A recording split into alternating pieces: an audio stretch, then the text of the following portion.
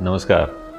परवा म्हणजे शनिवारी आषाढी एकादशी आहे. त्यानिमित्तानं काही ओळी लिहिल्या होत्या, त्या तुमच्यासमोर सादर करतो आहे.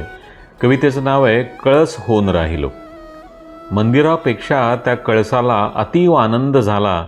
लाखो भक्तांना त्याने विठूच्या आधी पाहिला.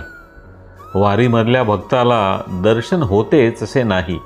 वारीमधल्या भक्ताला दर्शन होतेच असे नाही. प्रत्येक वारकऱ्यात जणू पांडुरंग तोप आहे. वारीमध्ये भक्त लांबून कळसाचे दर्शन घेती. वारीमध्ये भक्त लांबून कळसाचे दर्शन घेती. पांडुरंगाच्या रूपाची त्यांना कळसात येई प्रचिती. एकच आस फक्त पिढ्यानपिढ्या चालत आलेली. एकच आस फक्त पिढ्यानपिढ्या चालत आलेली. वारीला जाताना तहानभूक विसरलेली.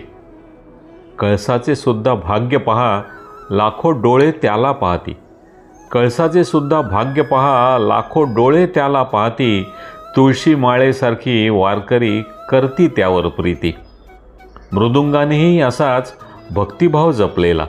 मृदुंगानेही असाच भक्तिभाव जपलेला. टाळ चिपळ्यांच्या नादाने तोही विठूमय झालेला. ती वाट सावळ्याकडे नेणारी, ती वाट सावळ्याकडे नेणारी किती भाग्यवान म्हणावी.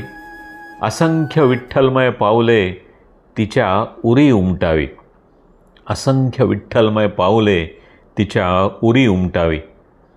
भाग्य माझे असे महाराष्ट्रात मी जन्मलो. भाग्य माझे असे महाराष्ट्रात मी जन्मलो. पांडुरंग चरणी कळस होऊन राहिलो. पांडुरंग चरणी कळस होऊन राहिलो. धन्यवाद.